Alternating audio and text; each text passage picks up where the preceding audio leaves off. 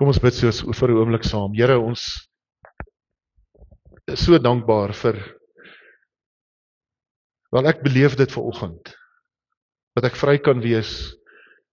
Here, nie net vry van 'n ewige bestemming wat hopeloos is nie, maar dat ek in hierdie oomblik, dat die lig van die hemelse deur tot hier by my val, en dat dit my lewe verlig.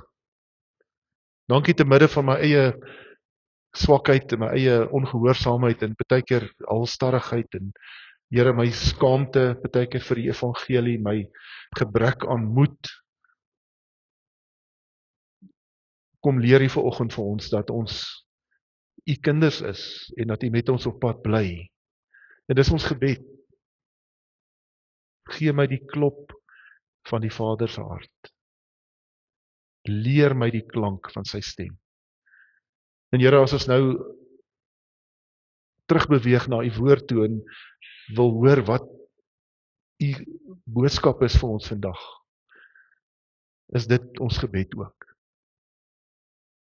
En Here, dankie dat dit wat ek voorberei het, nie noodwendig die boodskap is vir elkeen van ons, of vir enigeen van ons.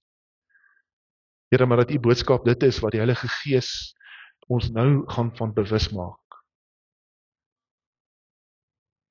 En ek bid dat U vir ons in hierdie oomblikke sensitief sal maak, waar die Gees lig werp, sodat ons kan regpak, sodat ons kan skoonmaak, en sodat ons kan vorentoe gaan. Seën vir ons as ons saam lees, en saam met die woord nadink. Amen.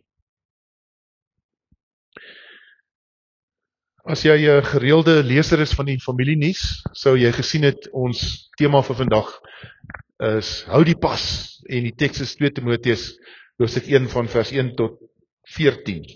Ek het aanvanklik gedink op by vers 18, maar ek gaan net vir ons lees by 14. Jy is welkom om die Bybel saam met my oop te maak en te loer. Die spesifieke prentjie wat ek ook gekies het vir vandag se boodskap, die prentjie is maar sodat jy iets kan onthou. Dit is makliker partykeer om 'n prentjie te onthou as 'n klomp woorde. Hierdie groep mense wat hier hardloop is aan die agterkant van die Comrades. Jy sal sien die Comrades vlae. Dis heel aan die agterkant van die Comrades. En dan sê jy sien op die vlag staan daar 12.00. Dit staan vir 12 ure. Hierdie is die Comrades se 12 ure bus. Weet nie of jy geweet het nie. As jy al 'n Comrades gehardloop het, sal jy weet, in die Comrades is daar busse. En elke bus het 'n drywer. En die man wat die vlag dra, daar's 2 manne wat die vlag dra vir die 12 ure bus, is die pasaangeers om 12 ure Comrades te hardloop. Met ander woorde, om Comrades te kan klaarmaak op die tyd en nog met 'n medalje. En as jy jouself nou voorberei om tussen 11 en 12 ure te hardloop, dan probeer jy hierdie bus kry. Jy soek daai vlaggie en dan probeer jy hom kry. Die manne wat met die vlae hardloop is ervare Comrades hardlopers. Hulle kan baie vinniger hardloop as 12 ure, maar hulle pas perfek aan wat reg is vir die atlete. Hulle breek genoeg, hulle eet genoeg en die mense sing en hulle kuier en hulle hardloop en hulle stap teen die bilte uit. En dan sal jy sien net so voor die skoot klap in die aand, dan kom die 12 ure bus se vlae in met die drywers wat die bus inbring. Almal wat dankbaar is. Hulle kom so 11 ure 50 kom hulle in die stadion in. Ek hoop hulle het weer hierdie jaar 'n stadion, dan sal iemand nie wegraak in die dorp nie, soos hierdie jaar gebeur het. Dit is my verskriklike mooi metafoor wat uit vandag se teks uitkom. Dit gee vir ons 'n bietjie van 'n sleutel om die teks oop te sluit. So ek wil saam met jou uit die teks uit lees. Ek het weer die teks op die bord vanoggend. Hou gerus jou Bybel naby, as jy self ook wil kyk, maar kyk so 'n bietjie na die teks op die bord. Ek doen dit om sommer 'n bietjie te modelleer hoe ek dink mens lekker kan Bybel lees en waarop jy fokus as jy Bybel lees. Nou jy het gesien in die eerste verse is eintlik net 'n groetwoord. As jy kyk in jou Bybel, sê jy sien daar staan van Paulus, apostel van Christus Jesus, deur die wil van God, gestuur om die belofte te verkondig van die lewe in Christus Jesus. Aan Timoteus, my geliefde seun, genade, barmhartigheid en vrede van God die Vader en Christus Jesus, ons Here. Nou ons is al 4 weke met Timoteus aan die reis. Ons het nou deur 1 Timoteus gewerk met 'n paar teksverse. So jy weet nou al dat Timoteus was 'n geestelike protégé van Paulus. Hy was 'n iemand wat Paulus gementor het. Dalk weet jy ook dat hy die leier was van die kerk in Efese, 'n groot dorp in antieke Griekeland. Daar was 'n groot gemeente daar. Timoteus was 'n jong man. Hy was in sy 20's waarskynlik toe hierdie briewe na hom toe gekom het. En dit was briewe wat bedoel was om aan te moedig en op te rig in sy verhouding met die Here. So nou, vers 3 is op die bord. Ek dank God, wat ek net soos my voorouers met 'n skoon gewete dien. Let op dat, onthou Paulus was 'n fariseer, hy was 'n Bybelkundige, 'n Bybelkenner, 'n Ou Testament Bybelkenner, Joodse Bybelkenner, en hy's ook 'n Griek, 'n Romeinse burger, wat 'n ander opleiding gehad het. So hy staan met sy voet in 2 wêrelde. En dit sê weer vir ons hoe ons aan die Ou Testament vas is. Dit is die 2 bene waarop ons geloof staan. Paulus verwys terug na sy voorouers, mense wat God met 'n skoon gewete. En dan sê hy, wanneer ek onophoudelik dag en nag in my gebede aan jou dink, ek onthou jou afskeidstrane, wil jou baie graag weer sien. Dit sal vir my 'n baie groot vreugde wees. Ek het dit nou sommer in rooi gemerk, omdat dit ietsie sê van die verhouding tussen Paulus en Timoteus. Dis 'n warm woorde. Ek dink onophoudelik aan jou. Daar was afskeidstrane toe ons mekaar gegroet het.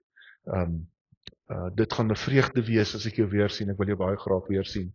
Dis die hart van die liggaam van Christus.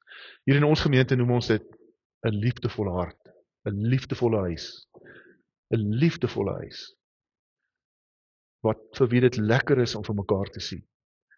En ek kan dit dan nog aan julle bely, as ek Sondag afstap deur die hekkie, sien ek uit daarna om julle te sien.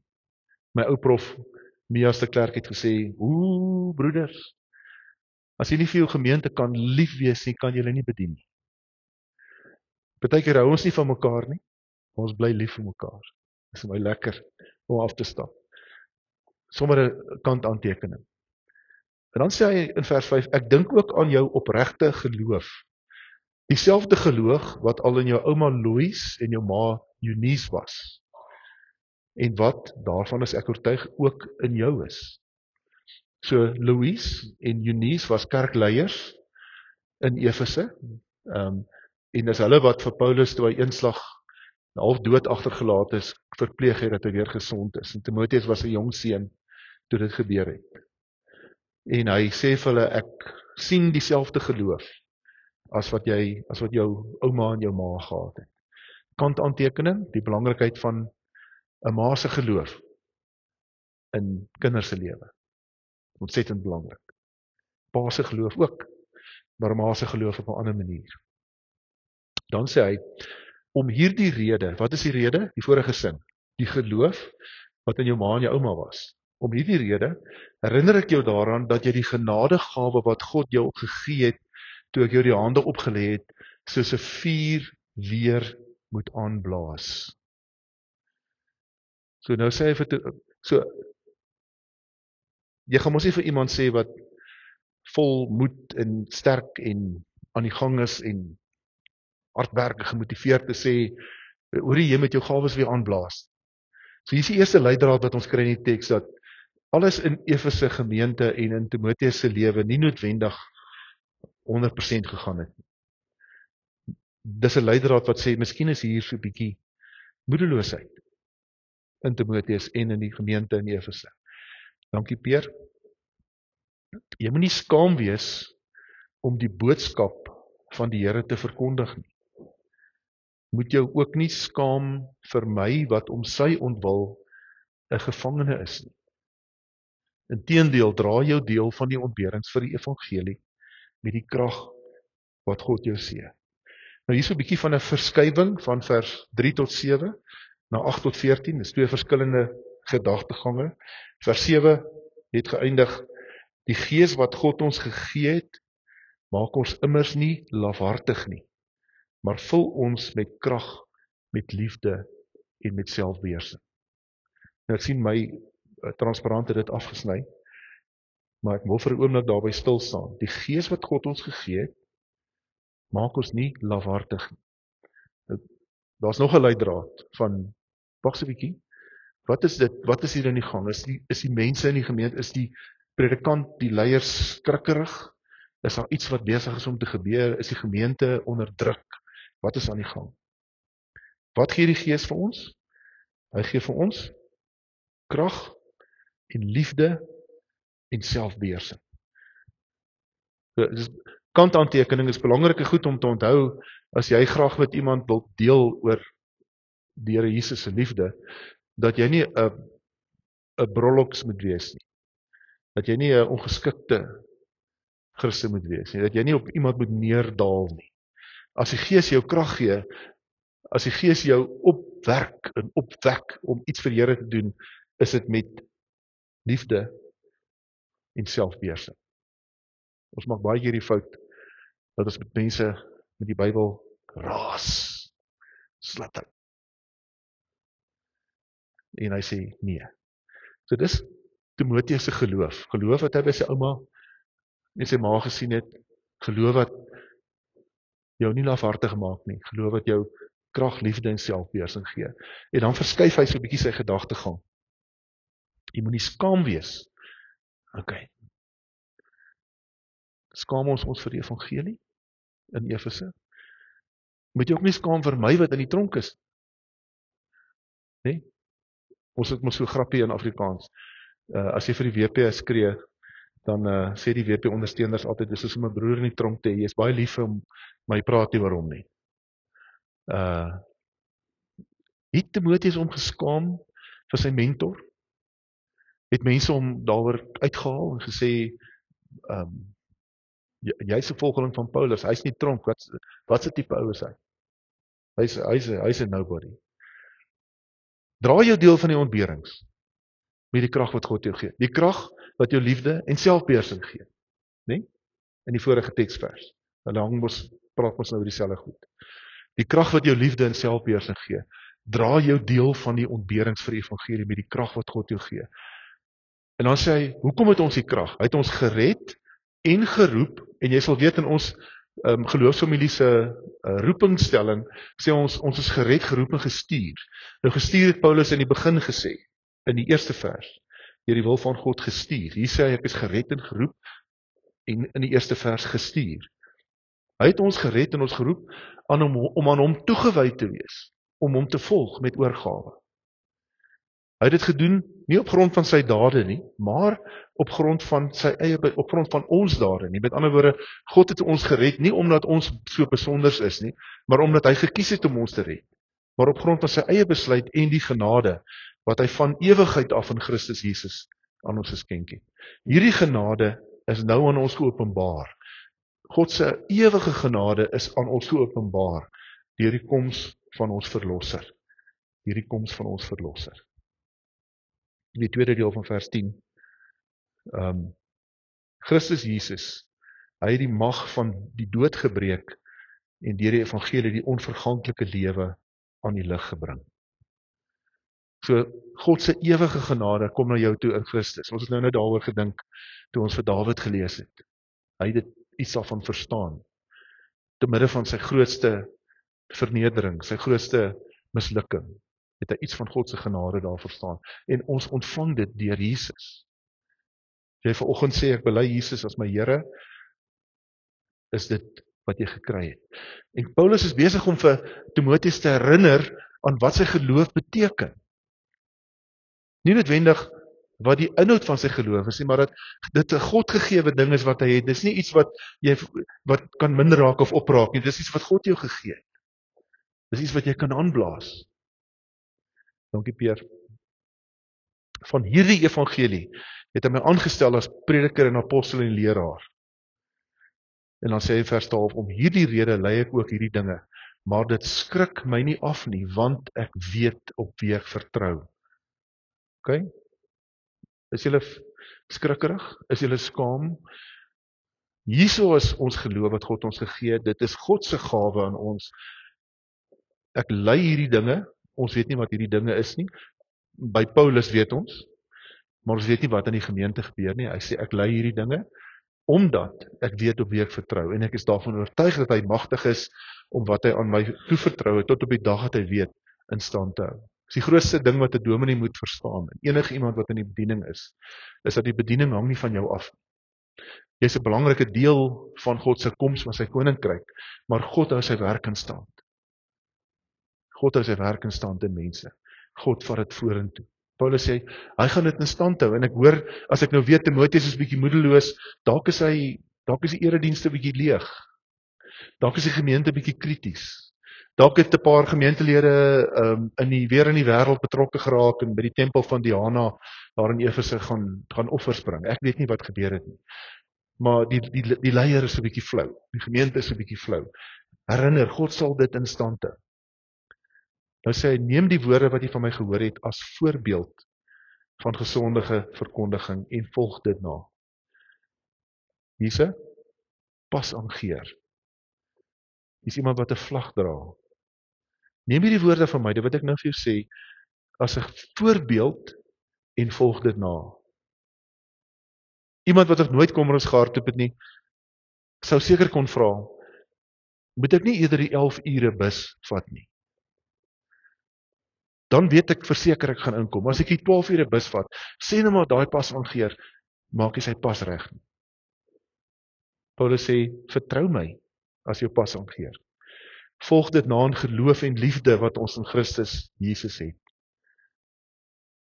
Wat aan jou toevertrou is, vers 14, is goed. Bewaar dit deur die Heilige Gees wat in ons woon. 'n Wonderlike teks vir 'n jong leier, 'n jong leraar, 'n jong Christen wat besig is om in die wêreld in te beweeg namens die Here.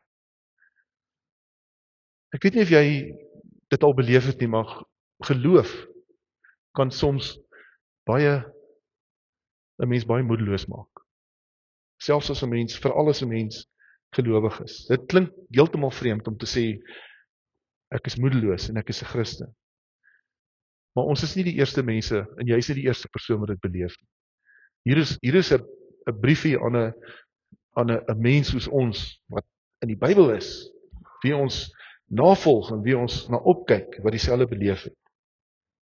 Ons weet nie presies waarmee hulle worstel nie, ons weet nie waarmee hulle stry nie, ons weet nie of hulle wat is aan die gang in die gemeente nie, maar ons hoor dat hulle moedeloos is, ons hoor dat hulle energie verloor het, hulle motivering verloor het, en dat hulle op 'n manier skaam geword het vir hulle geloof. En dis vir my 'n verrassing. Weet nie van jou nie, maar ek het gedink aan die Christene in die eerste eeu as mense wat gestaan het vir die Here en lyding verduur het, maar hier sien ons, hulle beleef ook maar moedeloosheid. Ek wonder of hulle bietjie moeg geword het om altyd teen die grein in te gaan van dinge. Soos mense doen as jy 'n Christen is. Die kultuur van die wêreld in die eerste eeu is maar soos ons kultuur, 'n wêreld wat in sy eie rigting koers gevat het.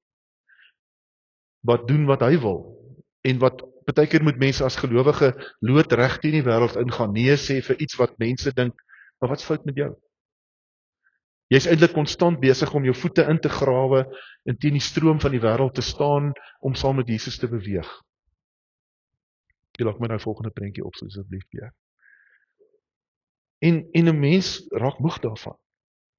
As jy vir maande en jare in dekades stroom opswem, is 'n mens baie keer moeg daarvan. Ek wonder of dit dalk iets was wat Timoteus en die Efesiërs gemeente beleef het. Met al die offerandes en al die afgodsdiens om hulle en die wetteloosheid en die sedeloosheid en oorlog en geweld en dood en siekte, gedink, dis te veel vir ons. Ons raak moedeloos, ons raak moeg. Miskien het hulle skaam gevoel vir hulle evangelie, hulle verstaan van die evangelie, omdat daar kompetisie was in Efese. Daar was ander valsleraars in Efese wat 'n vals boodskap versprei het, wat baie suksesvol was. wat baie blink en slim en mooi was. As ek dink aan die Korinte met hulle valsleraar wat so mooi was, Apollos. Want verder in Timoteus 2 sien ons hoe Paulus spesifiek valsleraars aanspreek in die leer wat hulle verkondig. Dalk het hulle gedink, maar weet wat dit wat ons glo is eenvoudig. Dis so ons het nou nie enige snaakse goed en allerlei goed wat by ons gebeur nie. Maar hier by die buurgemeente gebeur dit. En in ons wêreld is dit dieselfde, nê? Ons as gelowiges kyk baie keer na ons eie geloofslewe en ons sien mense wat se getuienis ons hoor en ons sê, kan dit wees. Ons kyk na ander kerke in ons wêreld. Sit my daai volgende op asseblief, Peer. Ons kyk na ander kerke in ons wêreld en ons sien hulle aanbid 'n Jesus wat al jou drome wil waarmaak. En by ons leer ons maar Jesus kom in jou lewe en hy kom jou van binne af oprig sodat jy sy koninkryk kan laat kom. Op plekke in die wêreld en op plekke in ons land is daar baie bedienings wat in hierdie Jesus glo. Die een wat geskenke bring. They focus on the presence of Jesus and not the presence of Jesus. Geskenke van Christus en nie die teenwoordigheid van Christus. En as ons in die koerante kyk, dankie Peer, en ons kyk rondom die wêreld en ons kyk TV op 'n Sondagoggend as ons dit nie maak vir kerk nie en ons kyk na ons gunsteling diens op die TV, dan sien ons hoe mense op 'n manier die evangelie goedkoop maak. Maar baie suksesvol. Stadions vol mense het wat Sondag vir Sondag 3-4 duisende, 20-30.000 mense wat kom vir die erediens. 'n Jesus met geskenke wat mense nooi. Daar's een in 2010 was daar 'n kerk in 'n dorpie met die naam van Corpus Christi in Texas wat 'n $2 miljoen giveaway gehad het, nie rand nie, dollar. Karre, bote en TV's en wat het hulle adverteer. Kom Paasfees, dit was vir Paasfees. Kom Paasfees en jy kan 'n prys wen. Hulle het iets soos 30.000 mense gehad wat Paasfees gekom het om 'n kaartjie te trek om 'n prys te wen. In Suid-Afrika lees ons van predikante, my kollegas, maak nie saak wat hulle kwalifikasies is nie, leiers van gemeentes wat vir hulle gemeente doomspuit om die bose geeste uit te kry en wat vir hulle gemeente engine skoonmaakmiddel ingee om hulle gesond te maak. En dan sak my moed altyd in my skoene as ek dink, jy weet, wat kan ek vir Clarence gee? Dat hulle net kan daarom voel dat die Here daarom hier werk. Nou die dag in die Methodiste kerk in Johannesburg, korrupsieskandaal, geldwasery, en. Daar's 'n boektitel, God, Greed and the Prosperity Gospel. Dieselfde goed wat in Efese gebeur. Valsleraars wat 'n ander evangelie verkondig. Wat 'n Jesus verkondig wat met geskenkpakkies kom. En dit is goed wat my baie keer moeg maak in die lewe, is dat mense hulle verhouding met Jesus as iets ekstra beskou.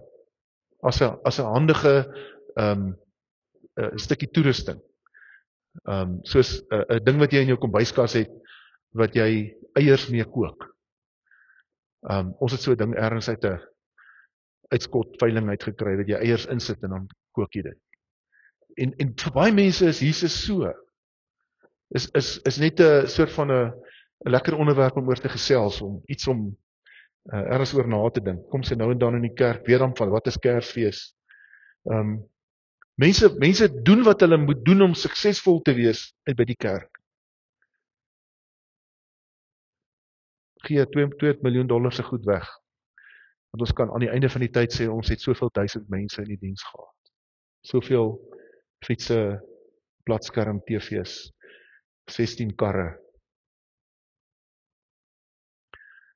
Maar selfs as ons nog nie geskenke weggee nie, gebeur dit Sondag vir Sondag, dalk waarskynlik ook hier by ons, dat ons Jesus verkondig as 'n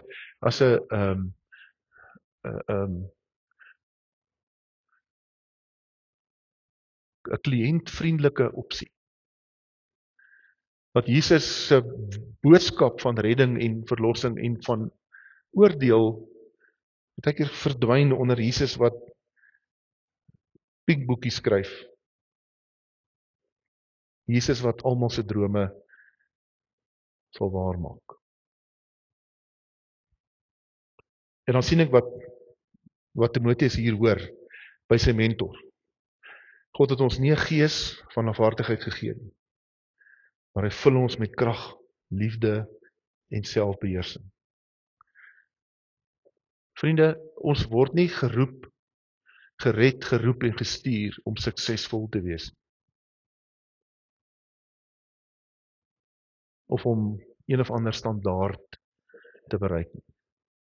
Ons word geroep om die wedloop te voltooi. Dis 'n woord wat Paulus op baie ander plekke gebruik. Ons word geroep om te glo tot aan die einde toe. In Engels sê dit to keep the faith. To keep the faith. Tot aan die einde toe. En soms is jy nie baie gemotiveerd nie. Soms is al wat jou vorentoe vat, dissipline. Hoor wat sê Paulus? Krag, liefde en selfbeheersing. As jy 'n Comrades deelnemer is, sal jy weet dat om by die wegspringstreep van die Comrades te kom, is 'n reis op sy eie. Dankie Pierre, nog enetjie aan. Dis vroeë oggende van opstaan, naweke om 1600 km se voorbereiding wat jy moet doen of jy gemotiveerd is of nie. Ek het een keer in 'n lang fietsrit deelgeneem. Die eerste jaar het ek opgehou omdat ek siek was en die volgende jaar het ek op die Comrades manier voorberei. 4 keer 'n week geoefen, ek het net die oggende gehad, 5 uur opgestaan, 4:30, 5 uur uitgegaan, 2-3 ure fietsgery elke week, tot ek naar was daarvan. Het was altyd om lekkerder as ek teruggekom het, as wat ek gegaan het. En Paulus herinner hier vir Timoteus, hy sê, my maat, daar's nie altyd motivering nie, daar's nie altyd 'n spring in jou stappie nie. Dis nie altyd klokkies en beertjies en sterretjies in 'n verhouding met die Here nie. Soms is dit ons wat gehoorsaam, jy gesien wat Paulus sê, om aan hom toegewy te wees, om gehoorsaam saam met Christus stap. En in Lukas 17 kom die disippels na Jesus toe en sê vir hom, kan ons asseblief meer geloof kry?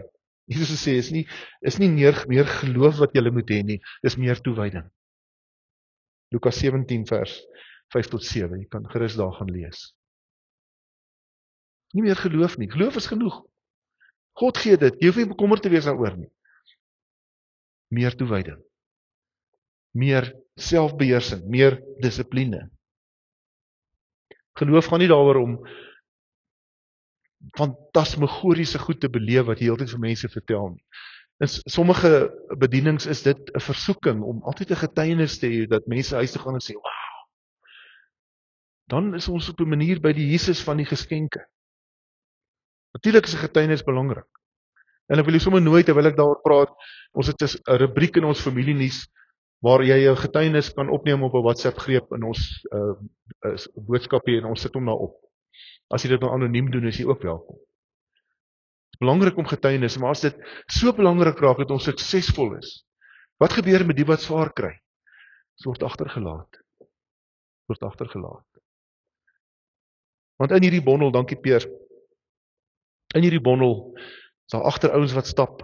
Die voor is 'n oom wat so 'n bietjie draf, of so 'n bietjie tyd opmaak dat hy kan bietjie stap. Agter is 'n ouens wat stap, maar daar's mense wat hulle aanmoedig. Sê kom, moenie dat die vlag te ver raak nie. En God se uitnodiging vandag aan my en jou uit hierdie teks uit. Dis nie 'n kwaai preek nie. Dis 'n mooi liefdevolle boodskap. Hou die pas. Hou die pas.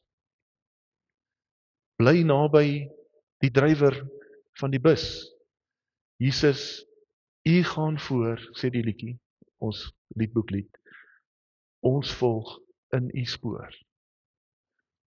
En as jy met ouens praat wat in die 12 ure bus hardloop, sal hulle vir jou sê, ek gaan deur diepe dalle van doodskaduwee deur die dag en wonder of ek my verstand verloor het en dink ek gaan sterf en hoogtes van vreugde, maar al wat ek doen is ek hou net my oog op die pas aangeer.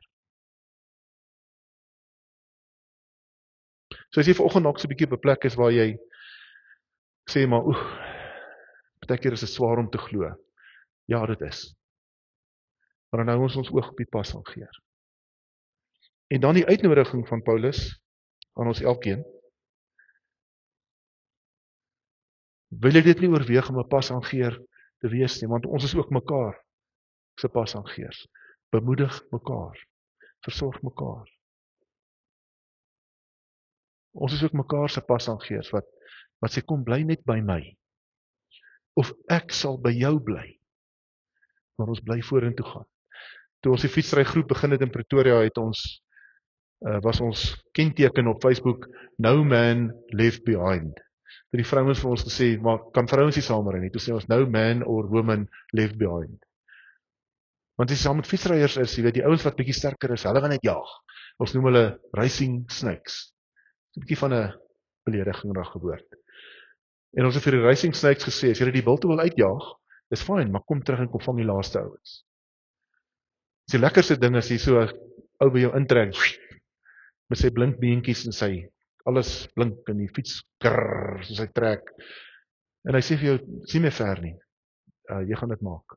Jy lyk goed. Hou net daai pas. Ek kom hier saam met jou stap. Kom ons hou die voorpunt van die rit in die oog. Moenie moed verloor nie.